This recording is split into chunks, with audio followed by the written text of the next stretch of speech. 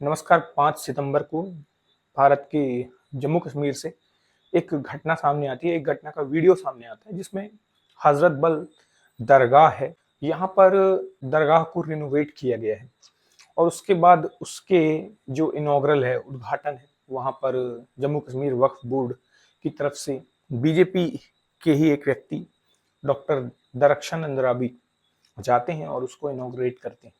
अब चूंकि वो जो वक्फ बोर्ड का जो एक पत्थर है जिस पर वो लगाया गया है, उसमें आप क्लियरली देख सकते हैं कि एक तरफ तो अशोका का एम्बलम, अशोक एम्बलम या नेशनल एम्बलम बनाकर रखा गया है, और दूसरी तरफ जो वक्फ बोर्ड का एम्बलम होता है या चिन्ह होता है उसको बनाकर रखा गया है। अब समस्या ये आती है कि जैसे ही ये प्रोग्राम खत्म होता है, वहां पर एक बहुत बड़ी सी भीड़ जो कि लोकल लोगों की थी, वो पत्थरों से उसको तोड़ देते हैं।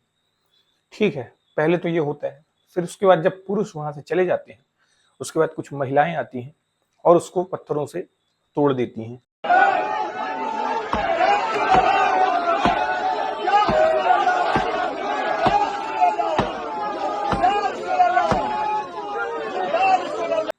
ठीक है, अब इसमें अलग अलग स्टेक होल्डर्स हैं, सबका व्यू पॉइंट समझते हैं कि सबकी क्या क्या व्यू पॉइंट्स हैं, और फिर उसके बाद हमको समझने की जरूरत है कि यार इस टाइप की चीजों का कैसे सॉल्यूशन निकलेगा। मैं बार बार कहता हूं, मेरा एक मानना है कि मासेस मासेस को आप इतना ज्यादा गलत नहीं कह सकते। अगर वो उन्होंने अपने रिलीजन के इंडोक्ट्रिनेशन के कारण भी की है, तो वो उस धर्म में पैदा हुए हैं और उनका इंडोक्ट्रिनेशन करने वाले कुछ लोग हैं जिन्होंने उनको ऐसी पट्टी पढ़ाई है, उनके पॉलिटिशियंस हैं जिन्होंने उस पढ़ाई हुई पट्टी को और मजबूत किया है, उस बायस को और मजबूत किया है कि हाँ, तुम जो कर रहे हो वो बहुत सही कर रहे हो। तो ऐसे लोगों की गलती है, यानी कि उन क्लैरिक्स की, चाहे हिंदू धर्म हो चाहे इस्लाम धर्म हो। मैं हर जगह के लिए यही मानता हूँ। हाँ, इसका ये मतलब नहीं है कि अगर उन्होंने कुछ गलत किया तो उसको उसकी जो वाजिब सजा है वो नहीं मिलनी चाहिए, पर इन मतलब मैं उनको मास्टरमाइंड नहीं मानता उस चीज का। उसके मास्टरमाइंड तो पीछे अपने घरों में बैठे हुए होते हैं, अमीर लोग, नेता होते हैं, वो जो वोट लेते हैं। वो मुस्लिमों के केस में मौलाना होते हैं, क्लैरिक्स होते हैं, और हिंदुओं के केस में कुछ बाबा होते हैं, है ना, जिनको बार बार बेलें दी जाती। तो ऐसे लोग होते हैं। अब समस्या ये है कि इसमें अलग अलग इसके बाद बयान आना चालू हो गए। इसमें फिर जनाब उमर अब्दुल्ला साहब का बयान आता है। में स्टोन जो है उसको पत्थर से तोड़ा गया, फिर दरख्शान रवि ने प्रेस कॉन्फ्रेंस की, तो इसके बारे में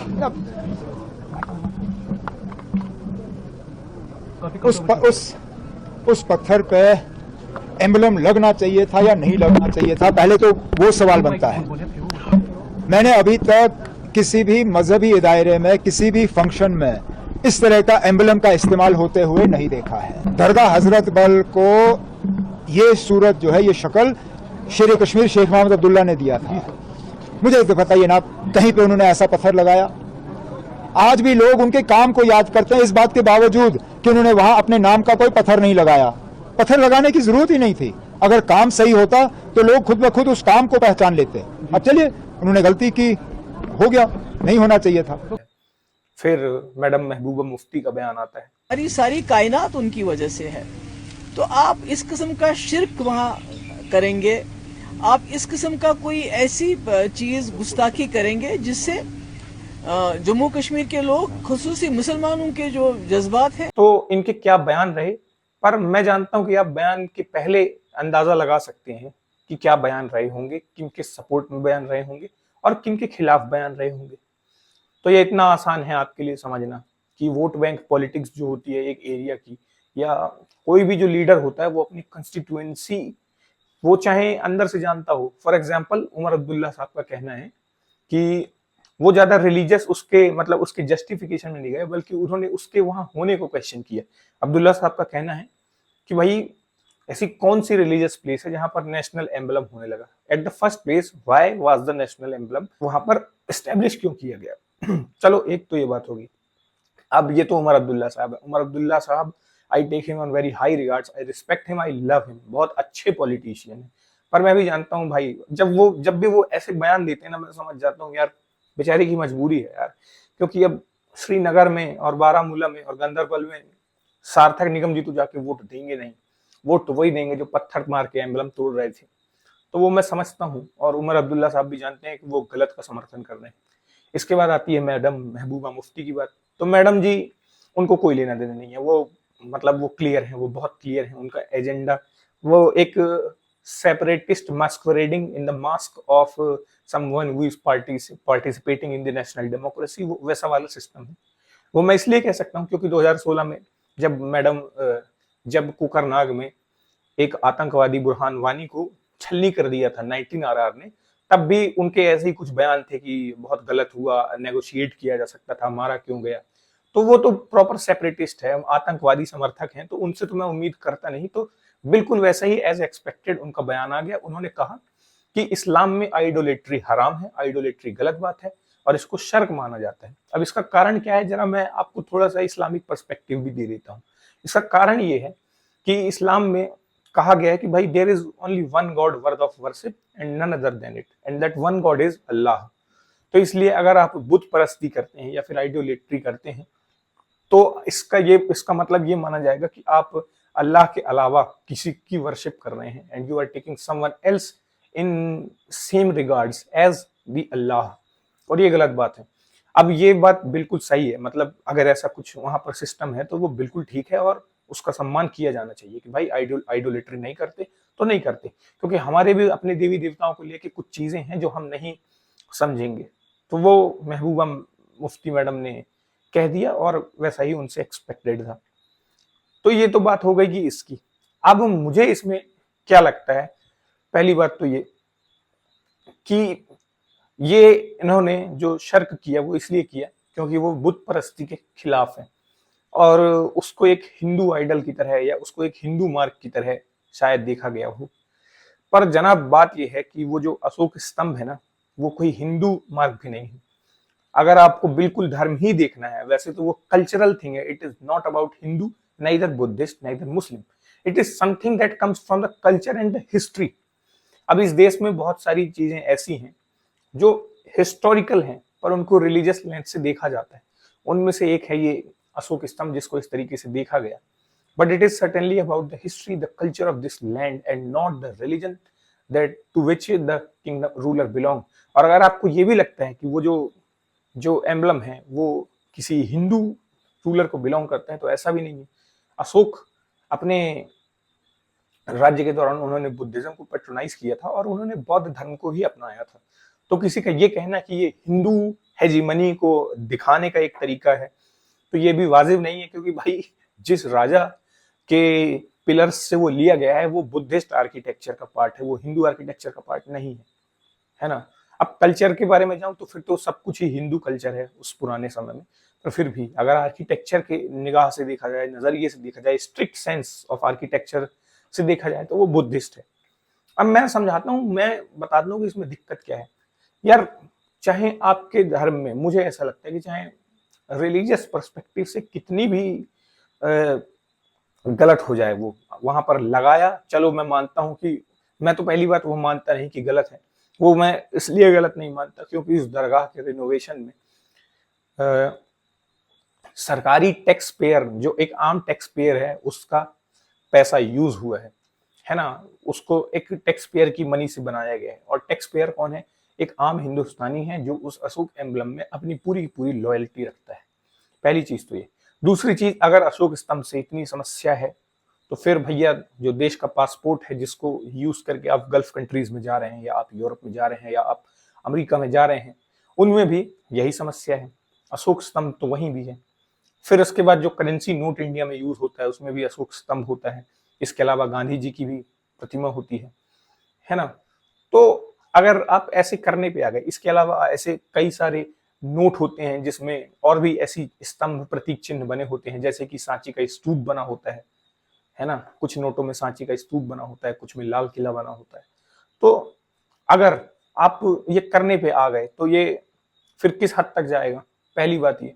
दूसरी बात ये कि चाहे कुछ हो जाए, मैं बोलता हूं भाई आपका फेथ चाहे बिल्कुल इजाजत ना देता हो, चाहे कुछ भी हो जाए, पर क्या आपके फेथ की रिस्पेक्ट, क्या आपकी फेथ की सिग्निफिकेंस इस देश के नेशनल एम्बलम से बड़ी है? पहली बात तो ये है। दूसरा ये कि चलो ठीक है, आपको दिक्कत भी थी अगर उससे, तो ये जिस एग्रेसिव तरीके से आपने पत्थर मार मार के मतलब बेइज्जत किया है, इस देश की डिग्निटी को हर्ट करने की कोशिश की है, ठीक है, अगर ऐसा कुछ था कि भाई ये गलत है, तो आप कहते कि आप उस पर एक ऑब्जेक्शन लेते, लीगल तरीके से लेते कि इसको हटाया जाए, वक्फ का जो वहां का एडमिनिस्ट्रेशन है उस दरगाह का, वो उसको हटाता, उसके बाद अगर कुछ होता और तब शायद कुछ और होता। पर राष्ट्रीय प्रतीक चिन्ह को, अरे मैं कहता हूँ भाई मेरे मंदिर में कोई राष्ट्रीय प्रतीक चिन्ह लगा के चला जाए, मैं उसको तोड़ूंगा फोड़ूंगा तो नहीं। मैं तो पहली बात उसको हटाने के भी समर्थन में नहीं हूँ। क्या आपके रिलीजियस डॉक्ट्राइन में ये जो डॉक्ट्राइन ऑफ शर्क है, क्या ये इतनी सुप्रीम हो गई आपके लिए कि ये नेशनल एम्बलम के को पत्थर से तोड़ देना भी इसमें जायज लगा लोगों को वहां पर?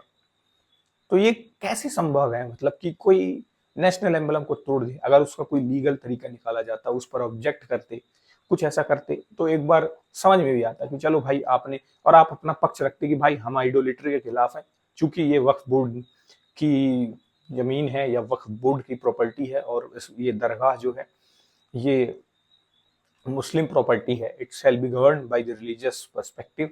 अगर ऐसा होता भी तब भी थोड़ा सा एक बार समझ में आता, पर सीधे उस एम्बलम को तोड़ देना, आई कांट बिलीव यार, आई कांट बिलीव। मतलब कल को अगर मेरे धर्म में हो जाए कि हम सिर्फ एक झंडे के नीचे झुकेंगे, ऐसा कुछ मान लो मेरे धर्म में प्रोविजन होता कि हम सिर्फ एक तिरंगे, एक झंडे के नीचे झुकेंगे और वो होगा हमारा रिलीजियस झंडा, और अगर कहीं पर तिरंगा लग जाए तो मैं ज्यादा से ज्यादा क्या करूंगा, मैं ऑब्जेक्ट करूंगा, जला तो नहीं दूंगा अपने झंडे को। तो ये तो वैसी बात हो गई कि आपने नेशनल सिंबल का ultimately at the end of the day किया तो गलत तो किया ना उस नेशनल एम्बलम के साथ। ऐसे कैसे हो सकता है? रिस्पेक्ट कहाँ है उस चीज के लिए? तो फिर क्यों नहीं क्वेश्चन किया जाएगा आपकी loyalty towards the Republic of India? अगर आप नेशनल एम्बलम का भी सम्मान नहीं कर सकते, तो फिर ये किस प्रकार की लॉयल्टी है, ये किस प्रकार की नागरिकता है आपकी, या भारत से आपका लगाव है नहीं है? फिर इस बात पर सवालिया निशान खड़े हो जाते हैं, है ना, पहली बात। अब दूसरी बात मैं आता हूं कि शर्क जो रिलीजियस मुद्दा है, आप एक बात बताइए कि हमारे जो महाराष्ट्र मुंबई जैसे इलाके हैं, या फिर हमारा जो मध्य प्रदेश का इलाका है, यहाँ से न जाने कितनी ऐसी तस्वीरें निकलकर आती हैं हर गणेश चतुर्थी में, जहां पर एक गणेश चतुर्थी का प्रोसेशन जा रहा होता है और वो एक दरगाह के सामने रुकता है ताकि वो उस दरगाह के प्रति अपना सम्मान व्यक्त कर सके, या फिर एक ताजिया का जुलूस निकलता है और वो एक गणपति मंदिर के सामने रुकता है और उसमें अपना सम्मान प्रदर्शित करता है। तो हमारे यहाँ तो ऐसा भी हो रहा है भाई। तो फिर उन मुसलमानों का शर्क, उन मुसलमानों का धर्म कहाँ जाता है? फिर तो वो गलत मुसलमान हो गए इन लोगों के व्यू पॉइंट में जो इसको शर्क मानते हैं, है ना। अभी आज ही मैंने एक वीडियो देखा कि ये हमारे जो महाराष्ट्र वगैरह में, मध्य प्रदेश वगैरह की एरिया में जो मुस्लिम्स हैं, वो गणेश चतुर्थी प्रोसेशन में ऐसे भाग लेते हैं जैसे उनका अपना त्योहार हो। कितने वीडियोस देखे यार, मतलब टोपी लगाए हुए एक जनाब है, वो वीडियो कॉल में गणेश जी को अपने घर में दिखा रहे हैं। तो ऐसे ऐसे लोग हैं। कितने सारे मुसलमानों के मैंने वीडियो देखे जो मतलब बिल्कुल धूमधाम से पार्टिसिपेट करते हैं उसमें, ठीक है। आज आज अरे आप यकीन नहीं करेंगे, आज मेरे अपने गांव में, मैं वीडियो लगाऊंगा यार इस चीज का, मेरे अपने गांव में जो गणेश जी का विसर्जन की यात्रा निकल रही थी, उसमें डीजे साउंड की जो गाड़ी है ना, वो गाड़ी किसी हिंदू की नहीं है, वो एक मुसलमान की है। उसका नाम देखकर, उस गाड़ी का वीडियो देखकर आप समझ जाएंगे।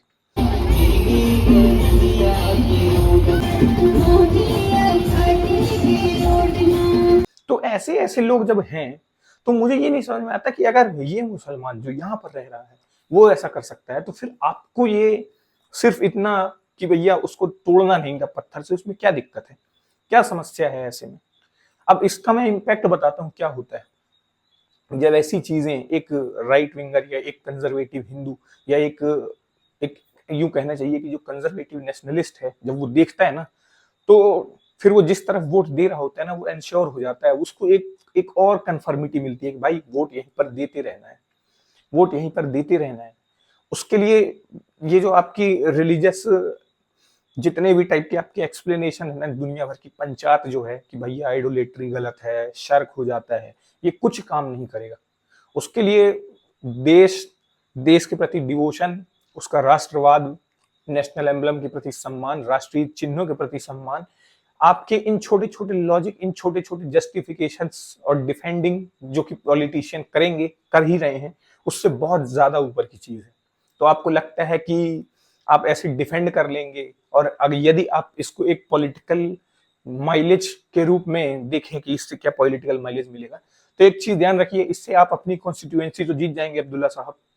मैं बहुत ज्यादा सम्मान करता हूँ आपका, आप मुझे एक व्यक्तिगत पर्सनली आप मुझे बहुत पसंद है, पर जिस तरीके का आपने बयान दिया, याद रखिएगा आपकी राजनीति हमेशा वहीं तक सीमित रह जाएगी, और फिर हो सकता है देश की बाकी जगहों में ना जिस तरीके का आपका बयान है उससे आपको कभी भी समर्थन नहीं मिल पाएगा। और फिर इसमें पिसता कौन है साथ में? कांग्रेस, क्योंकि वो आपके अलायंस ग्रुप के लोग हैं, है ना। वो इस चीज को समर्थन नहीं कर सकते, पर वो खुलकर बोल नहीं सकते, क्योंकि भैया वोट बैंक तो उनका भी वही है, अल्टीमेटली वोट बैंक तो उनका वो है ना, है ना। और अब तो उस वोट बैंक को अपीज करने की जरूरत और ज्यादा बढ़ गई है। तो ऐसे केस में फिर दिक्कत यही है कि कभी भी एक जो बंदा वैसे भी कांग्रेस से बहुत ज्यादा गुस्से में है, नाराज है, और वो उस तरफ वोट नहीं दे रहा है, उसको एक मौका और मिल गया कि भाई वोट फिर यहाँ नहीं देना है। क्योंकि क्या है, ये जितनी भी टाइप की गलत चीजें हैं जो कई बार कंपेटिबल नहीं होती हैं नेशन से, या नेशन के कॉन्स्टिट्यूशन से, या फिर दूसरे धर्म के लोगों से। फॉर एग्जाम्पल मैं एक बात सोचता हूँ कि आपके धर्म में आइडोलेट्री गलत है, ये बहुत अच्छी बात है, पर अगर कोई और आइडोलेट्री कर रहा हो तो उसको काफिर कहना, आइडोलेट्री करने वालों को इनफिडेल की कैटेगरी में रखा गया है। कोई भी लोग जो बुत परस्ती करते हैं वो इस्लाम की नजर में, अब वो उसके लिए शब्द आप कुछ भी दे दें, पर वो गलत माना गया है। दिक्कत ये है कि मान लीजिए आपके धर्म में वो चीज है, उसका पूरा सम्मान है, पर ये कह देना कि दूसरा कोई और भी यदि वो कर रहा हो तो वो भी गलत है। प्रॉब्लम ये आ जाती है, द मोमेंट यू से कि भाई हमारे धर्म में गलत है, it is fine, it is still good because it is confined to your religion, but the moment you say that those who are doing it, those who are performing it are also wrong, that is the moment you generate something to clash in the future। ये उसी वक्त ensure कर दिया जाता है कि भाई अब यहाँ पर विवाद होने की संभावनाएं हैं, ये गलत हो गया है, गलती यहाँ पर हो गई है। तो ऐसी चीज है, मतलब कि अगर आपके में कुछ है, फॉर एग्जांपल ये कुछ ऐसा है कि मान लो अगर हिंदुइज्म में इसके एग्जैक्ट ऐसा ही कुछ लिख दिया जाए कि भाई पॉलीथीज्म, क्या बोलते हैं, जैसे आपके यहाँ मोनोथीज्म या आइडोलेट्री, मतलब आपके यहाँ मोनोथीज्म का सिस्टम है और आइडोलेट्री को गलत माना गया है। अगर हमारे यहाँ पॉलीथीज्म का सिस्टम है और हम कहें कि those who do not worship idols are kafirs, या हम उनके लिए कुछ एक नेगेटिव कोनोटेशन अपनी बुक्स में डाल दें, तो फिर क्या होगा? तो फिर तो वो क्लैश का कारण बनेगा, फिर तो वो उनको गलत नजर से देखने लगेंगे जो आइडोलेट्री में बिलीव नहीं करते। तो फिर तो ये म्यूचुअली कंपेटिबिलिटी में ही एक दिक्कत आ जाएगी।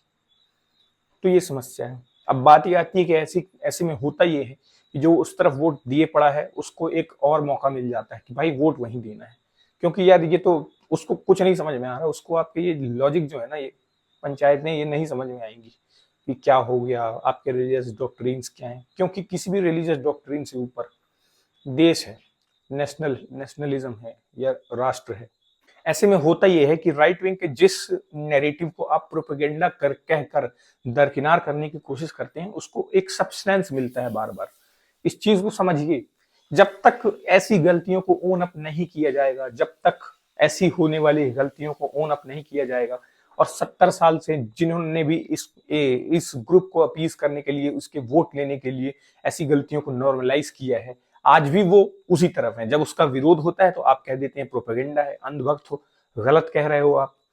तो ओन अप करने की स्थिति में है नहीं, और अब तो इतनी बुरी तरीके से फंस चुकी है कांग्रेस और अन्य लेफ्ट पार्टीज की वो अब कुछ बोल भी नहीं सकती, उनको करना ही पड़ेगा। जैसे कि मुझे पता है अगर विवेक श्रीवास्तव जी हैं जो एक प्रवक्ता हैं सीपीआई के, अगर उनको बुलाया जाए तो जाहिर सी बात है कि वो उसको ओन अप नहीं कर पाएंगे। He will not be acknowledging the mistake, he has to say in favour of it. And अब क्या है कि 70 साल तक आपने इतना फीड किया उस चीज को, इतना नॉर्मलाइज किया कि अब आप और तब तक क्या था कि कुछ विरोध नहीं था, दूसरी विंग खड़ी नहीं थी देश में, आपका ही बोलबाला था। अब जब दूसरी विंग देश में खड़ी हो चुकी है तो भैया वो जब विरोध करती है तो आप क्या, अब आपकी पॉलिटिकल मजबूरी बन गई है, आपका वोट बैंक पॉलिटिक्स है, आपकी मजबूरी है कि भाई आप उसका समर्थन करो, चाहे आप अंदर से जानते हो कि भाई ये बहुत गलत बात है। इन सबको पता है कि ये गलत बात है, इन सब को सोचने की इतनी क्षमता है, वो जानते हैं कि भाई नेशनल एम्बलम तोड़ना कितनी बड़ी, मतलब यार ये किसी और देश में होता तो शायद क्या क्या हो जाता, अब तक पता नहीं क्या हो जाता।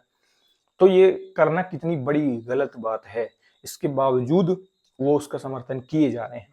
जो कांग्रेस के रैली जर्नलिस्ट हैं जैसे कि रवीश जी वगैरह, वो भी उसका समर्थन ही करेंगे या फिर उसमें चुप रह जाएंगे। मतलब एक तरीका ये होता है। जितने भी लेफ्ट के क्रिएटर्स हैं जैसे कि ध्रुव राठी हो गए, रेंटिंग गोला हो गई, एक शिखर भट्टाचार्य साहब हैं इंस्टाग्राम पर, तो ये लोग ज्यादातर लोग चुप्पी साध लेंगे इस मुद्दे पर। और आपकी यही चुप्पी आपके विरोधी को, जो आपको पसंद नहीं करता पहले से, उसके लिए काफी होती है ये कंफर्म करने के लिए कि भाई आप लोग गलत की तरफ है। अगर आप इस चीज को एक्नॉलेज करने लगे तो हो सकता है कि जो वोटिंग बिहेवियर है या एक परसेप्शन है आपके प्रति, जो आपका परसेप्शन तो आप बन ही चुका है कि आप किन के लिए हैं और किन के खिलाफ हैं, आप उस परसेप्शन में और एड ऑन करते हैं। जब आप ऐसी चीजों का समर्थन करते हैं, आप बताते हैं कि हाँ हम इन्हीं के लिए हैं और इनके खिलाफ हैं, जबकि कुछ चीजें उस धर्म से ऊपर उठकर होती हैं, कुछ चीजें नेशनल इंपॉर्टेंस की होती हैं, पर फिर भी वहां पर वो ना करना, गलत का समर्थन करना गलत है। चाहे कुछ भी दे लीजिए भैया, अगर आपको लगता है कि ये करके आप उस उन लोगों का वोट पा सकते हैं, उस कंजर्वेटिव ग्रुप का वोट पा सकते हैं, तो आप बहुत गलत सोच रहे हैं। आप करते रहिए, आपको आपकी हार ऐसे ही मुबारक रहेगी। अगर आप ये सोचते हैं कि ये इस तरीके से हम अपीज करके और गलत का साथ देकर चला ले जाएंगे, आप बहुत गलत उसमें हैं। अपीज करते रहिए और आपको उसका बैकलैश झेलना पड़ेगा। आपको उसका बैकलैश लगातार झेलना पड़ रहा है पिछले 10 साल 12 साल से। And if you don't own up to it and if you don't acknowledge it, तो आपको उसकी उसकी जो भी खामियाजा है वो भुगतना पड़ेगा। इसी के साथ बात को खत्म करते हैं। जय हिंद, जय भारत।